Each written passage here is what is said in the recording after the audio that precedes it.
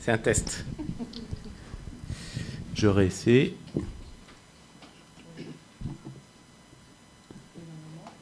Et normalement, ça marche. Je vous remercie beaucoup d'être là, ainsi que les organisateurs là, de m'avoir invité donc, à vous présenter ce topo sur cancer et VIH. Mes liens d'intérêt. Alors, le plan de la présentation. Donc, les cancers, est-ce que ça tue toujours? On va regarder ensuite l'incidence des cancers chez les personnes vivant avec le VIH. J'ai sélectionné 2 cancers, c'est un parti pris, en sachant que Pierre de Baudras fera les cancers du col en suivant. Un petit mot sur les inhibiteurs de checkpoint, parce que c'est l'actualité quand même aussi dans la frontière cancérologie-virologie. Et je terminerai par quelques recommandations françaises pour que Isabelle s'en imprègne bien. Les cancers, une cause fréquente de mortalité. Ben oui, vous le savez, hein, dans les pays du Nord. D'abord, les cancers représentent donc plus d'un tiers des causes de décès. On l'a ici, donc, pour mortalité 2010, cette grande enquête menée en France. Vous voyez donc plus d'un tiers des patients sont décédés d'un cancer, qu'il soit classant ou pas. Là, je me suis affranchi de la classification SIDA, qui date bien sûr d'avant l'avènement des multithérapies antirétrovirales. Et après les cancers, donc à l'époque, on avait les infections classantes, les hépatites, qui ont dû beaucoup diminuer depuis, et les causes cardiovasculaires. Depuis 2010, il y a assez peu de données finalement qui nous permettent de continuer à travailler sur cette thématique de la mortalité. Et j'ai retrouvé récemment publié simplement ce papier réalisé en Angleterre à travers des croisements de registres entre 1997 et 2012. Donc c'est une très longue période où il y a un grand mixte de causes qui ont été mélangées. Et malheureusement, dans ce papier, il n'y a pas d'évolution temporelle des causes de décès. C'est vraiment une photo dans cette période assez longue, photo qui prend tout en compte et un peu trop parce qu'on n'a pas cette variation temporelle. Toujours est-il qu'entre 1997 et 2012, il y a eu 4800 décès documentés, 5300 au total, mais 4800 documentés. Et vous voyez que la première cause de décès, c'est le sida, mais au sens très large, on va y revenir, et que la première cause non-sida, c'était les cancers, effectivement juste devant les causes cardiovasculaires, chères à Franck, qui nous en parlera ensuite. Mais dans le sida, vous savez qu'il y a 3 cancers, lymphome, Kaposi et cancer du col, qui représentent, c'est une estimation que j'ai faite comme ça à la louche, plus de 30% sans doute des causes de décès, c'est en tout cas la proportion qu'on avait dans les enquêtes mortalité. Et si on rajoute donc un tiers de causes cancer-sida au cancer non-sida, vous voyez qu'on arrive à 1300 ou 1400 décès par cancer, donc ça représente très largement, si ce n'est la première, au moins la deuxième cause de décès sur cette période. Alors quel cancer? Le premier, c'est le bronchopulmonaire. Le deuxième, c'est le lymphome, dont on va voir quand même que l'incidence continue à diminuer. Puis vous avez les hépatocas, digestifs, ORL. J'attire votre œil sur les ORL. Tout ça, c'est dans Mortalité 2010. Si on l'ajoute au cancer pulmonaire, bien évidemment, ça donne une figure avec des cancers des voies respiratoires qui sont très largement en première cause. Et en Afrique. Alors, en Afrique, on n'a pas grand-chose sur les causes de mortalité. L'enquête la plus récente que j'ai retrouvée, c'est en Afrique de l'Ouest, et par l'équipe de la Côte d'Ivoire, entre autres, Mali, Burkina. 824 hospitalisations chez 823 personnes, et parmi ces patients hospitalisés, on observe 315 décès. Vous voyez que la grande majorité, c'est du sida, mais pas tellement là les cancers, qui sont responsables que 9 et 5 cas pour les Kaposi et les lymphomes, quelques cancers du col, des infections non-sida, et puis des autres causes dont j'imagine quelques cancers non classants, mais toujours est-il qu'on n'est que simplement à quelques pourcents de cancers dans les causes de décès documentées en 2010 dans cette étude, très largement en dessous des 5%, alors que c'est donc 35% dans les pays du Nord. Donc vraiment, là, il y a un gap très important qui n'est sûrement pas lié qu'à un défaut de documentation. L'incidence. L'incidence à travers ce tableau. Je remercie Alain Mackinson qui m'a donné cette slide où vous avez donc l'ensemble des études qui reprennent l'incidence des cancers par rapport à la population générale. Alors on va s'arrêter sur la dernière et la plus récente des études qui est aussi la plus lourde en termes de patients année, publiée il y a une petite année. Et vous retrouvez ce qu'on sait maintenant, hein, depuis quelques années, puisque vous voyez les études précédentes, et un standard, une incidence standardisée par rapport à la population générale qui est plus ou moins élevée selon les cancers. C'est 400 fois pour le Kaposi, c'est 10 fois pour les lymphomes. Aujourd'hui, vous voyez que ça baisse un petit peu, c'est ce que je vous disais, et ça se rapproche de la maladie de Hodgkin, c'est ce qu'on reverra. Le col utérus, c'est un facteur 3, donc là, on voit bien que ça diminue probablement aussi au fil du temps, grâce aux techniques de dépistage, peut-être. Pierre nous en reparlera. Le cancer de l'anus, qui est bien sûr très incident par rapport à la population générale. L'hépatocarcinome. Et enfin, le cancer pulmonaire, qui est augmenté d'un facteur 2 par rapport à la population générale.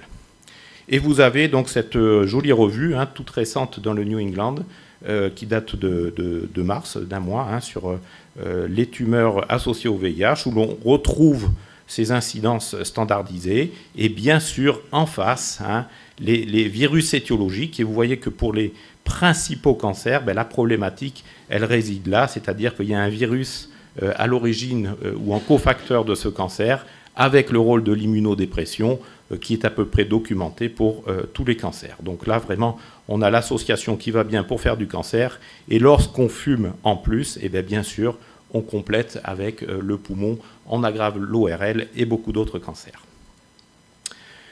Cette slide également issue du New England qui montre donc la part respective des cancers non classants SIDA en rose et en rose un peu foncé et puis en rose plus clair, donc la part des cancers SIDA, hein, donc lymphome, cancer du col et Kaposi. Au fil du temps, vous voyez que cette figure s'arrête en 2005, donc on peut penser que les choses ont encore évolué dans le sens d'une augmentation des cancers, bien évidemment, non classants SIDA.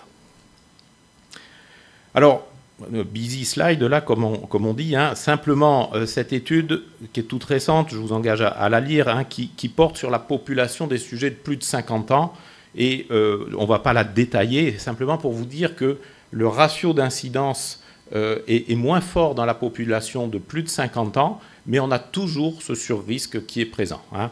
Donc, au lieu d'avoir 7-8, on a 4-5 hein, pour le ratio d'incidence, mais tout au long de la vie, le rapport d'incidence reste plus élevé donc, dans la population VIH, et ça concerne aussi les sujets âgés qui font plus de cancer, puisque je vous rappelle que le principal facteur de risque d'un cancer, c'est l'âge.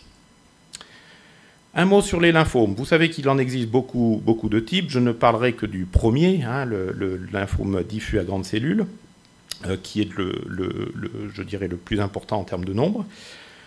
L'actualité, c'est quoi? C'est d'abord ce papier dans la DAD Study qui montre justement cette incidence des lymphomes malins non hodgkiniens qui rejoint aujourd'hui celle des maladies de Hodgkin.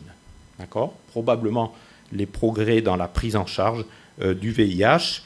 Et ce qu'on voit sur cette table ici, c'est la comparaison entre le Hodgkin et le non-Hodgkinien qui montre que pour les CD4, c'est à peu près pareil hein, pour les deux lymphomes. Il n'y a pas de différence en faveur de l'un ou de l'autre. Et par contre, ce qui différencie ces deux lymphomes, c'est une exposition prolongée à une réplication virale qui va plus dans le sens d'un lymphome malin non-Hodgkinien que de la maladie de Hodgkin. C'est quelque chose qu'on savait déjà, mais là, c'est bien fait, je dirais, avec des données qui sont bien validées. Et donc là, on est aujourd'hui dans des rapports d'incidence quasiment à 1 entre lymphome non-hodgkinien et hodgkinien. Et on sait très bien que immunodépression et réplication virale, de toute façon, c'est pas très bon. Cette incidence pour les lymphomes malins non-hodgkiniens, elle baisse surtout dans les strates à haut risque. Et là, vous avez une petite figure qui vous montre que la découverte des lymphomes malins non-hodgkiniens aujourd'hui se fait à un niveau de CD4 bien plus élevé qu'auparavant. Les gens ont une charge virale bien moindre qu'auparavant. Et cette ligne, c'est simplement pour vous montrer que même dans la strate inférieure à 200 CD4, qui est la plus à risque, on voit au fil du temps diminuer l'incidence des lymphomes non-hodgkiniens. Donc, non seulement il y a de moins en moins de personnes à risque avec une forte immunodépression, mais de plus, dans chaque strate, eh bien, on a une diminution de l'incidence grâce à la prise en charge globale et pas simplement au traitement antirétroviral. Le devenir des lymphomes, et ça, je pense que c'est un message important. Aujourd'hui, dans la cohorte Lymphovir, vous avez ici ces deux courbes de survie qui sont en bas ici, mais qui recroise très vite, donc la courbe de survie sans progression pour les lymphomes malins non-hodgkiniens des sujets séropositifs, et ici pour les sujets séronégatifs. En d'autres termes, il n'y a pas de différence. C'est-à-dire que quand on soigne un lymphome malin non-hodgkinien, on obtient les mêmes résultats que le sujet soit séropositif ou séronégatif. Et lorsqu'on regarde les facteurs de rechute, eh bien on a l'âge, on a le sexe, on a le facteur de gravité, on a le stade à la prise en charge, mais en aucune façon le statut séropositif n'impacte sur le pronostic de la maladie lymphome. C'est la même chose, croyez-moi, pour les Hodgkin, donc il faut traiter ces gens-là selon des recommandations, je dirais, générales. Et en Afrique, alors peu de choses là aussi. Le lymphome, c'est très difficile à diagnostiquer, hein, vous le savez, il y a le problème du diagnostic différentiel des adénopathies avec la tuberculose, donc peu de documentation anatomopathologique. Malgré tout, donc peu de traitements aussi. Là, on a une série ouverte qui date de 2016, hein, qui s'est déroulée au Malawi. 31 personnes VIH et 19 non-VIH traitées par CHOP. La conclusion, c'est que le CHOP faisable est globalement bien toléré. Vous voyez qu'il y a des taux de réponse qui sont avec une survie de 40% à 1 an, ce qui sont des chiffres qu'on avait antérieurs avec le CHOP dans les pays du Nord. Là aussi, la bonne nouvelle, entre guillemets, c'est qu'il n'y a pas de différence entre les sujets séropositifs et séronégatifs, même en Afrique, donc ça, c'est très bien. Et vous savez aussi que l'adjonction du R au CHOP permet de gagner 30 à 40% en termes de survie sans progression. Et donc là, clairement, la prochaine étape, et c'est ce à quoi on va s'attacher, je l'espère, prochainement, c'est de pouvoir implémenter du R-CHOP en situation africaine. R-CHOP, c'est une perf par mois pendant 6 mois, et ça sauve des vies. À mon avis, c'est faisable et pas trop compliqué. On devrait pouvoir y arriver. Un mot sur le cancer du poumon. C'est la première cause de cancer qui tue. Ce petit mot ici, c'est le tableau que je vous ai déjà montré. On a aujourd'hui donc un facteur 2, hein, 2 fois plus de chances de faire un cancer si on est séropositif que si on est séronégatif. Et les facteurs de risque, eh bien, on les connaît. C'est bien sûr l'âge que vous avez ici. Hein. Pour chaque strate d'âge, eh bien, vous augmentez de façon exponentielle le risque de cancer du poumon. C'est l'immunodépression aussi. C'était les beaux résultats de la FHDH en 2009. Cette étude récente dans AIDS 2017 qui nous permet de montrer que par rapport à la population générale, lorsqu'on s'ajuste sur un certain nombre de choses, eh bien, on voit disparaître le surrisque des sujets séropositifs. Mais il faut s'ajuster pour ça sur les caractéristiques démographiques, donc l'âge, le sexe, l'exposition aux facteurs de risque, le tabac, et aussi sur les antécédents de pneumonie. Et lorsqu'on s'ajuste là-dessus, le fait d'être séropositif disparaît, y compris l'immunodépression. Donc c'est des données qui sont intéressantes parce qu'elles mettent un petit peu en exergue cet antécédent de pneumonie qui n'est pas si anodin que ça dans les populations de nos sujets séropositifs. Alors, bien sûr, je ne peux pas parler cancer et cancer du poumon sans parler tabac. Vous avez ici des courbes de mortalité par cancer selon que vous êtes un gros fumeur, selon que vous êtes un moyen fumeur ou un petit fumeur, ou que vous avez plus ou moins fumé. Mais vous voyez que la courbe, elle est bien sûr, hein, par mortalité par cancer, d'autant plus élevée que vous êtes gros fumeur. C'est vrai chez les hommes, mais mesdames, désolé, on est égaux. Vous avez ici le risque attribuable du tabac dans la genèse du cancer du poumon. C'est 94% dans cette étude. En d'autres termes, si on arrête de fumer, on réduit son risque de survenue de cancer pulmonaire de 94%. La prévalence du tabac elle est plus élevée dans les personnes vivant avec le VIH que dans la population générale, hein, 38 versus 28 ici. Sans tabac, il n'y a pratiquement pas de cancer pulmonaire. Il y a une interaction claire entre le tabagisme et l'inflammation chronique qui fait le lit du cancer. La prévalence également, ce n'est pas du cannibalisme, mais du cannabisme, est également importante et c'est aussi reconnu comme un facteur de risque de cancer du poumon et ça explique bien sûr cette prévalence accrue. Et vous voyez là les séries qui montrent hein, qu'on est entre 96 et 100% de sujets qui font un cancer du poumon qui fument, donc l'association elle est tout à fait claire. Les inhibiteurs de la protéase ne sont pas associés à un survenu de cancer. C'était une hypothèse qu'on avait formulée puisque le blocage du cytochrome P450 inhibe le métabolisme des produits dérivés du tabac, dont les carcinogènes. Mais dans cette étude menée avec la FHDH, nous n'avions pas retrouvé d'association entre la prise de ritonavir et un surrisque de cancer pulmonaire. Et en Afrique, en Afrique, là aussi, peu de choses. Peu de choses, néanmoins, en Afrique du Sud, vous voyez que, c'est un papier récent, hein, décembre 2017, je vais vite parce que je suis sans doute un peu en retard, le cancer pulmonaire est la cause majeure de décès par cancer chez les hommes et chez les femmes, c'est le cancer du col. Et en ce qui concerne le tabagisme, eh bien, on voit que la prévalence augmente. Il y a peu de gros fumeurs, mais il y a beaucoup de fumeurs modérés, et probablement que les choses vont venir en termes de cancer. Pour autant, vous voyez dans les nombres de cancers en termes épidémiologiques, l'Afrique se situe là, en bas, mais néanmoins, elle a doublé son nombre de cancers pulmonaires, alors que les autres, elles partent de plus haut, mais ont une progression moins rapide, hein. Donc la région du monde, en Afrique, la région du monde ayant le plus faible de niveau de décès par cancer du poumon, mais c'est là où la marge de progression est bien sûr la plus grande. Donc 2 actions, hein, pour le cancer du poumon. Le sevrage tabagique, j'en parlerai pas, ce n'est pas le lieu. Simplement, ce qu'on appelle le dépistage, hein, vous avez cette étude HIV Chest d'Alain Mackinson qui a permis de montrer qu'on arrivait donc à dépister précocement, hein, des cancers du poumon. Le problème, c'est que c'est un âge jeune, donc quand faut-il débuter le dépistage, c'est très compliqué, avec un rapport CD4, CD8 qui peut être un signal cher à Isabelle également, hein. Donc ça, c'est une piste qui a permis, et cette étude a permis quand même de changer un petit peu les choses. Et aujourd'hui, on insiste quand même au sein du groupe d'experts, hein, pour une expérimentation à l'instar des populations à haut risque de cancer, hein, qui sont soumises aux agents cancérogènes, comme si le VIH était lui-même finalement un agent cancérogène. Un mot sur les inhibiteurs de checkpoint. Vous savez que le cancer du poumon et d'autres cancers se traitent par ces nouvelles molécules.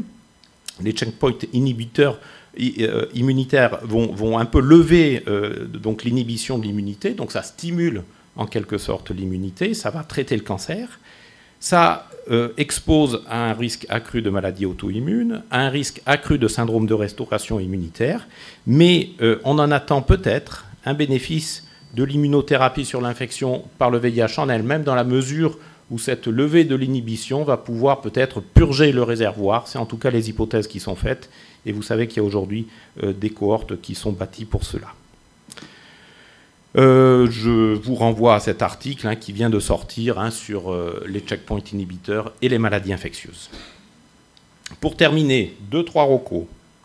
Premièrement, ça concerne tout le monde. Tout sujet victime d'un cancer doit être testé pour le VIH. Et ça, j'engage bien sûr tous les cliniciens à demander un test VIH lorsqu'ils sont devant un cancer, hein, et c'est valable sous toutes les latitudes, parce que ça peut modifier bien sûr la prise en charge. Et aujourd'hui, le traitement du cancer, c'est aussi le traitement antirétroviral si le sujet est dépisté comme séropositif. Il faut initier le traitement antirétroviral, hein, c'est ça que ça veut dire. Donc sans attendre, et bien sûr ne pas tout débuter en même temps le même jour, mais enfin le considérer comme, si ce n'est une urgence, un traitement rapide à mettre en place. Prendre en précaution donc les infections opportunistes, et donc les prévenir de façon bien sûr efficace.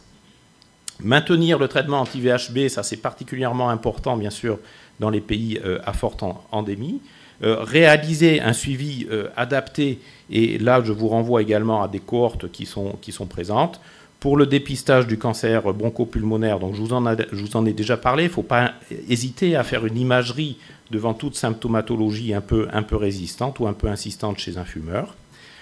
Le dépistage des cancers cutanés, je n'ai pas eu le temps d'en parler, mais là aussi, on sait qu'il y a une incidence accrue chez les personnes vivant avec le VIH, donc un examen annuel est recommandé. Le carcinome hépatocellulaire, tout le monde a accès à une échographie, et donc là aussi, il faut le faire. Je n'ai pas parlé du cancer anal, qui est une problématique très particulière avec l'HPV. Là aussi, une consultation proctologique doit être proposée. Je vous remercie pour votre attention.